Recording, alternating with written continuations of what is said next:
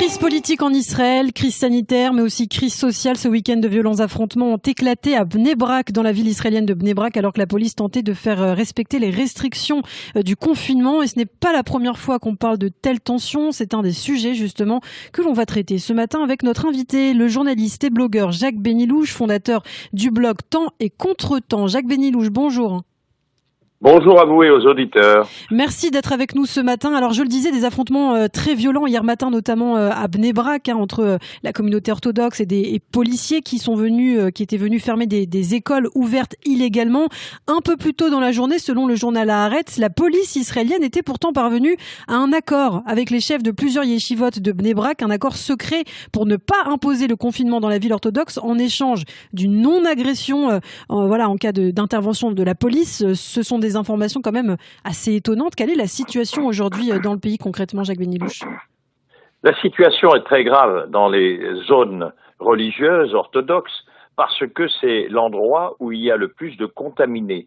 Et quand on voit certaines vidéos qui circulent officiellement dans les sites des réseaux sociaux, on s'aperçoit qu'il y a beaucoup de réunions, soit dans des synagogues, soit dans des réunions d'études, de rabbins qui dirigent un groupe de jeunes sans masque. Et ça, c'est le problème. Le problème, c'est qu'il n'y a pas de discipline pour porter les masques. Quand vous vous promenez à Tel Aviv, vous ne verrez jamais une seule personne, ou même à Jérusalem, pas une seule personne qui circule sans masque. Or, ce qui arrive, ce sont les conséquences, c'est qu'il y a énormément de patients qui sont atteints et qui nécessitent des respirateurs, de passer sous respiration. Et on s'aperçoit aussi qu'il y a des rabbins importants qui décèdent parce que c'est eux qui donnent le mauvais exemple à ces gens-là. Alors, le gouvernement a décidé de prendre les choses en main. Il a décidé d'envoyer la police, bien qu'il soit très gêné dans la mesure où ces ministres orthodoxes s'opposent à ce qu'il y ait la force qui soit utilisée dans ces zones, je dirais, à risque. Et il menace d'ailleurs de quitter le gouvernement si la police continue à agir. Alors justement, on avait pourtant l'impression, Jacques Benilouche, d'une certaine accalmie il y a quelque temps avec l'appel de plusieurs rabbins de communauté quand même. Je pense au Rav Kanievski qui avait rappelé à l'ordre ses fidèles. Pourquoi c'est si compliqué pour les orthodoxes de respecter ce confinement et aussi de se faire vacciner, puisqu'on sait qu'elles font partie, les communautés orthodoxes d'Israël, de celles qui se font le moins vacciner, hein. Alors, il y a deux raisons. Si on décide de confiner des régions, cela veut dire que les élèves des yeshivot, des écoles talmudiques, sont libres de circuler, sont libres de rester chez eux, et les orthodoxes n'aiment pas que leurs ouailles circulent librement. Ils pourraient être attirés par d'autres cieux que les cieux religieux. Alors donc ils veulent pas, ils veulent toujours les avoir sous la main, être sûrs de ce qu'ils font, de ce qu'ils lisent et de ce qu'ils étudient. Alors donc c'est pour ça qu'ils ne supportent pas qu'on puisse fermer des zones, parce que dans certains cas, il faut fermer les écoles, comme on l'a fait en Israël. Il faut fermer des écoles, il faut fermer les synagogues, comme nous l'avons en Israël, à Tel Aviv par exemple. Alors les synagogues restent ouvertes pour certaines, mais elles restent ouvertes parce qu'elles ont un jardin et que les prières se font dans un jardin, maximum 20 personnes. Et là, à ce moment-là, c'est possible. Mais cette discipline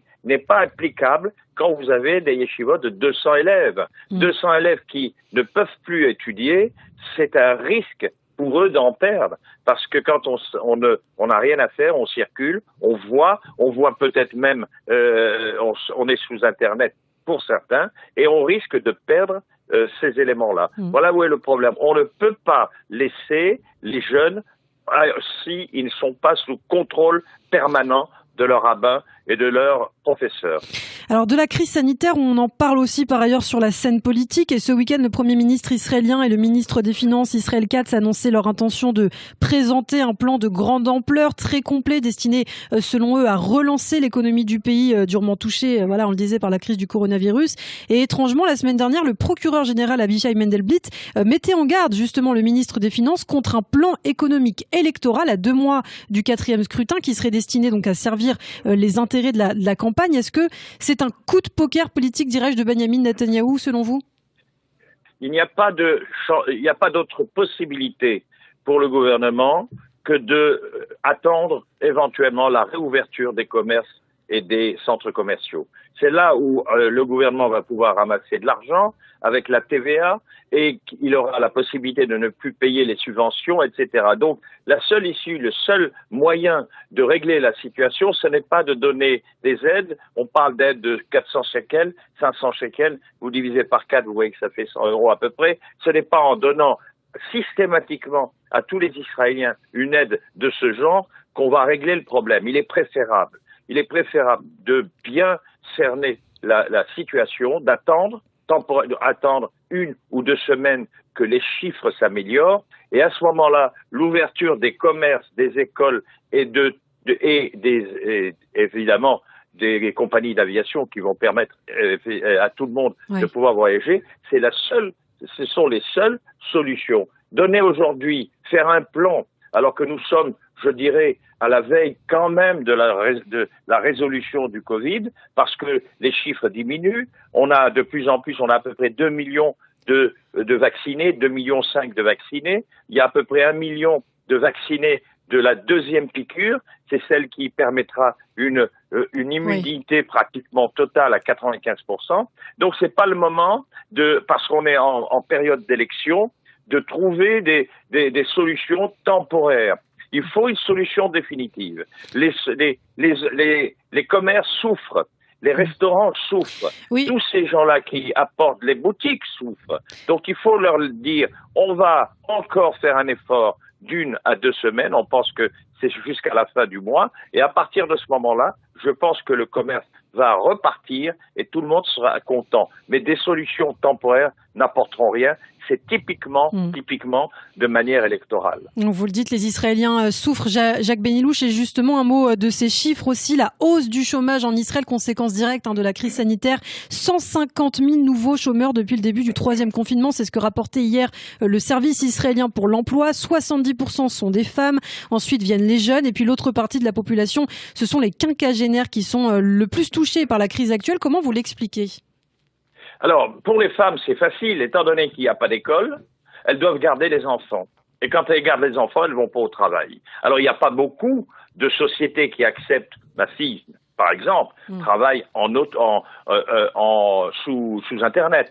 Mais la plupart du temps, les vendeuses dans les boutiques, les employés de certaines administrations ne peuvent pas travailler si leurs enfants sont à la maison. Donc c'est normal que les femmes soient plus nombreuses à souffrir de chômage.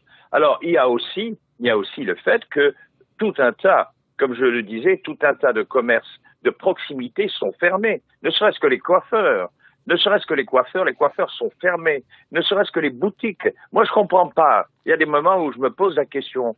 Une boutique, c'est maximum. Je connais pas de boutique où il y a plus de 2 ou 3 clients qui passent en même temps. Généralement, on en voit 1, 2 clients, 3 clients à tout casser.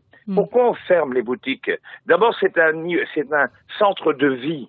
Quand vous circulez, comme c'est mon cas dans le centre commercial, mon centre commercial, je pleure devant le vide que ça entraîne. Il y a personne. Les magasins sont fermés. Les cafés sont fermés. Il n'y a plus de vie. Et donc, c'est pour ça que je ne comprends pas qu'on puisse interdire des petites boutiques. On peut leur faire la vie amère en leur disant pas plus d'une personne, pas plus de 2, maximum dans le magasin. Et ça permet à ce moment-là de garder un minimum de vie. Alors, c'est pour ça qu'on ne comprend pas. On comprend pas les décisions qui sont prises. Et il y a beaucoup de gens, beaucoup de politiques en Israël qui condamnent ce genre de situation du tout ou rien. Il faut permettre, et je pense qu'en France, on le permet à l'heure actuelle, il faut permettre certaines activités qui sont pas génératrices de contamination, 1 ou 2 personnes. On peut bloquer. Quand on a besoin d'acheter du fil, eh bien les merceries sont fermées. C'est pas normal. On veut acheter certaines choses pour les maisons. Eh bien, ce qu'on appelle les tambours, les magasins de droguerie sont fermés. Donc c'est pour ça que il faut savoir sélectionner les risques. Alors les gens disent, vous nous interdisez d'ouvrir un bar qui nous permet d'emporter notre café. On a des bars où vous venez, vous prenez votre café, vous sortez. Ça prend 15 secondes pour prendre le café. Et on les interdit. Alors que vous autorisez des réunions énormes je suis désolé, on va me dire que je suis anti-religieux. Et on autorise des réunions énormes, on autorise énormément des réunions énormes d'orthodoxes. Ça n'est pas raisonnable. Merci Jacques Benyelouche pour cette analyse. Jacques Benyelouche qu'on retrouvera peut-être très bientôt sur Radio J.